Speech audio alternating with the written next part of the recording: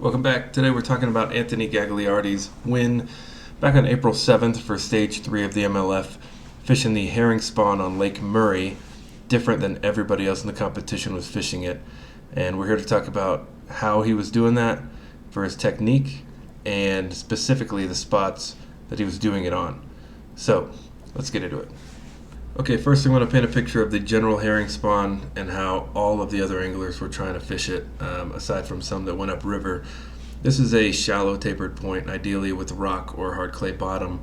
These herring, when they're spawning, are going to come from deep water up very shallow on these points, and those bass are going to push them up on there and just be feeding wildly in the middle of it.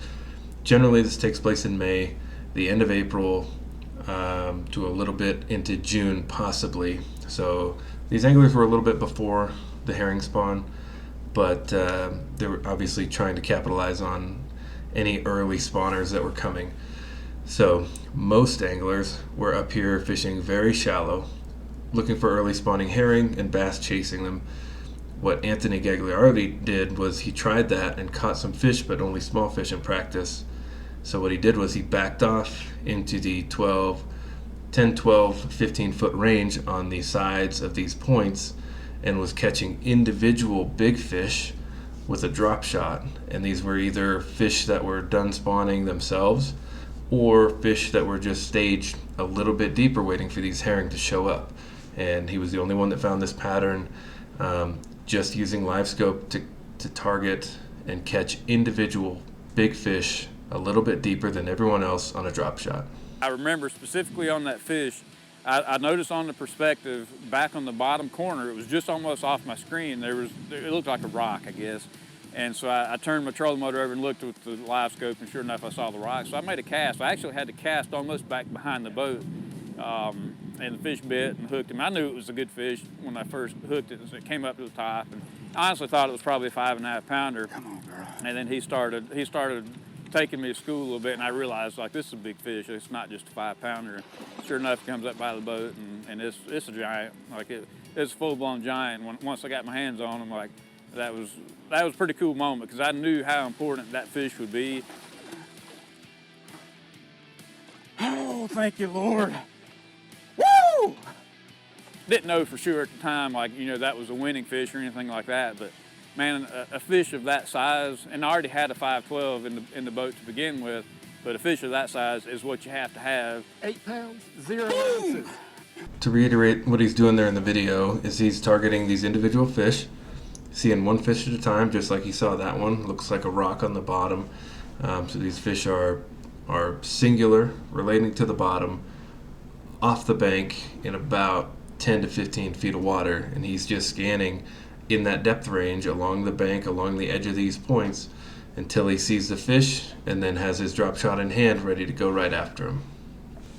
All right, quickly talk about the weather for the tournament from April 2nd to April 7th.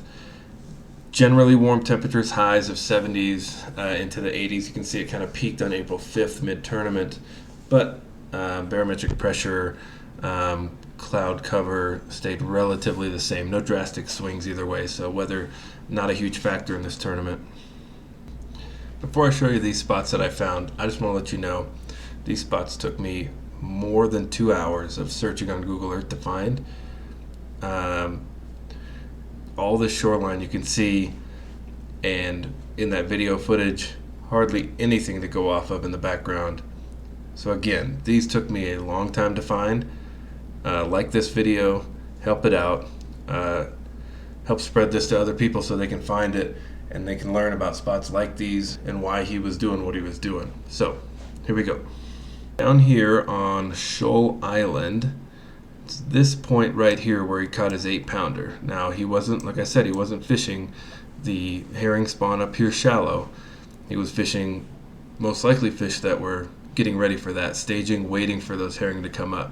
So he was right here inside the point, 10 to 15 feet of water. And like I said, he was staying in that depth range using his live scope along that depth range, following those contour lines, looking for these big fish out there by themselves. Another spot where he caught a 5-pound fish is just 2 points down right here and he was just inside of this point. Again, kind of a flat, tapering out point, most likely has rock or clay on it. A future herring spawn point, but he's just inside of it, backed off a little bit off these docks, 10 to 15 feet of water, sniping individual big fish. Here's a Google Earth view of Shoal Island and his spot. We'll zoom in on his 8-pounder spot, and I just want to point out real quickly, this is his other spot looked just like this as well. It's a chunk rock bank, wind coming in on it, and most people with this herring spawn are going to be fishing right up against that chunk rock, throwing top waters, swim baits, things like that, jerk baits. But he made this one small change to back off into a little bit deeper water and get those fish that aren't there yet, but are staged just out of sight of everybody else. So it's just another reason to think outside of the box. If you don't get fixated on one thing, look around you. Just a little bit deeper could make a big difference. Goodbye for us. You have to say it, baby. And now sometimes because you want to try.